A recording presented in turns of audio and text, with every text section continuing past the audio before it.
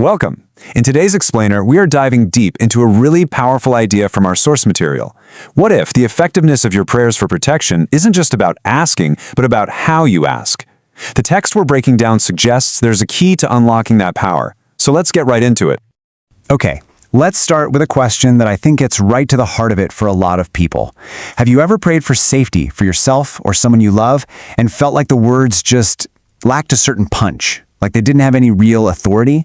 Well, our source text tackles this exact feeling head on and asks, what's the missing piece here? So what is the diagnosis for this feeling? According to the source, it's not necessarily about a lack of sincerity or even a lack of faith. Nope. The argument is that for many believers, there's a critical ingredient missing, a direct line to the very source of divine power. And here it is, the core of that diagnosis. The source argues that when prayers for protection aren't directly connected to Scripture, they're often fueled by things like worry or fear or just plain doubt. And it's that disconnection, the text suggests, that can make a prayer feel more like wishful thinking than a powerful, confident declaration of faith. So if the problem is a disconnection from Scripture, well, the solution seems kind of obvious, right? It's all about reconnecting. The source proposes we solve this by intentionally tapping into the power of Scripture itself. The source actually has a name for this practice, word-based prayer. And the definition is pretty simple, but it is so powerful. It's not about just praying in general, it's the very specific act of going into the Bible, finding God's actual promises of protection, and then using those exact words as the foundation for your prayers. And wow, this slide just lays out the contrast so clearly, doesn't it? On one side, you have that feeling of vulnerability, prayers that might lack authority, but on the other side, you see confidence, security. This is the big shift the text claims happens when you start praying on a foundation of what it calls divine truth.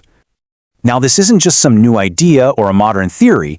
The source is quick to point out that this has been the practice of major figures in the faith for centuries, and it points to some pretty powerful biblical models to show this principle in action. First up, King David. I mean, when you read his powerful words in the Psalms, like this one, they don't sound like wishful thinking, do they? The perspective here is that they were bold declarations, grounded in the promises he knew God had made, and that's where that unshakable confidence came from. And then, of course, the text points to the ultimate model, Jesus Christ himself.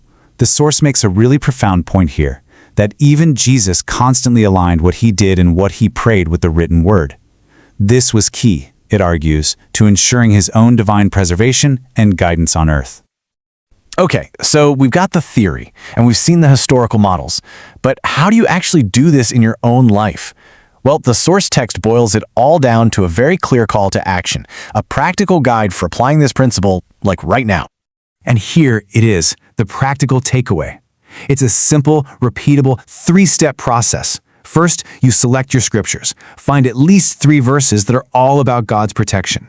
Step 2, you pray them every single day over yourself, your family, your home. And then step 3, you actively trust that the words you are declaring have real safeguarding power.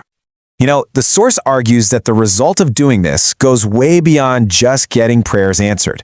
It suggests a fundamental change inside of you, a real transformation from a state of anxiety to one of deep, deep assurance. And it all comes back to this, taking a specific, powerful promise, like this one from Psalm 121, and not just reading it, but claiming it. The encouragement from the source is to declare these words as a personal truth for your own life. I mean, just look at this list of promised results. They're huge. It's about a complete mindset shift. Anxiety turns into trust. Uncertainty becomes assurance.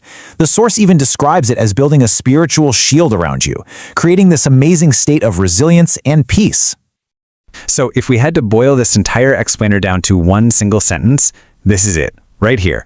Grounding your prayers in Scripture transforms them from just a hopeful request into an authoritative act of faith. And that, right there, is the crucial distinction.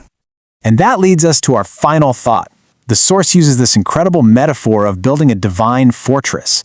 It's a really fascinating concept to chew on. What might the practice of building that kind of mental and spiritual fortress mean for personal resilience in anyone's life right now? Something to think about. Thanks so much for joining us for this explainer.